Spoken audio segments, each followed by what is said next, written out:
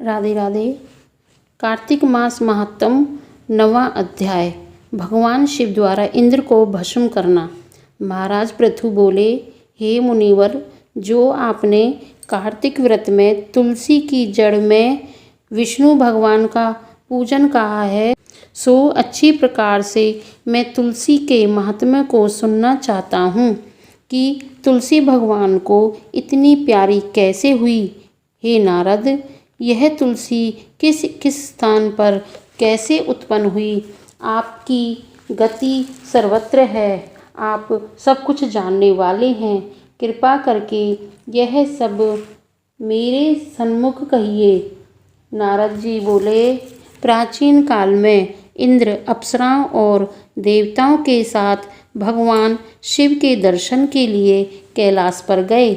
वहां जाकर मार्ग में इंद्र ने एक भीमकर्मा नामक भयंकर स्वरूप वाला, बड़े बड़े दांतों और आँखों वाला पुरुष देखा।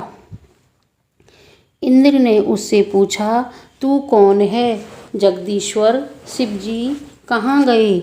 ऐसे इंद्र के बार बार पूछने पर भी जब उसने उत्तर न दिया, तब इंद्र अत्यंत क्रोधित होकर बोले, तैने मेरी बात का कुछ उत्तर नहीं दिया है, इससे मैं तुझे वज्र से मारता हूँ।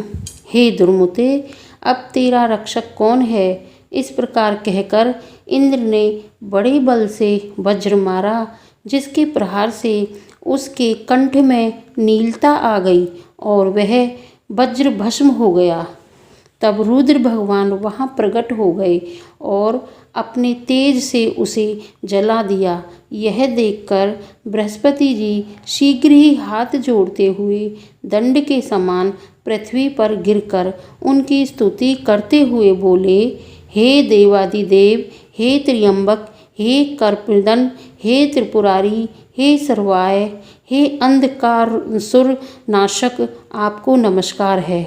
हे विश्वरूपाय, हे अतिरूपाय, हे बहुरूपाय, हे शंभो, हे दक्ष यज्ञ के विध्वंस संघर्ता, हे यज्ञ फलदाता, हे काल के भी काल, हे काल स्वरूप, हे काले सर्पों के धारण करने वाले, हे ब्रह्मा का सिर छेदन करने वाले, हे ब्राह्मणों के हितकारी, आपको नमस्कार है।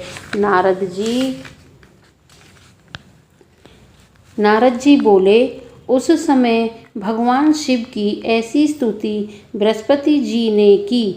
तब शिव जी नेत्रा अग्नि को रोक कर बोले, हे ब्राह्मण, मैं आपकी इस स्तुति से प्रसन्न हूँ, तुम इच्छा वर मांगो। हे बृहस्पति, इंद्र को जीवन दान दिया है, इससे तुम्हारा नाम जीव होगा। बृहस्पति जी बोले, हे देवेश, जो आप प्रसन्न हो तो शरणागत इंद्र की रक्षा करो और अपने नेत्र की अग्नि को शांत करो। रुद्र बोले, यह अग्नि मस्तक के नेत्र में कैसे घुस गई? मैं इसको दूर फेंकता हूँ, जिससे इंद्र को कोई कष्ट नहीं देगी।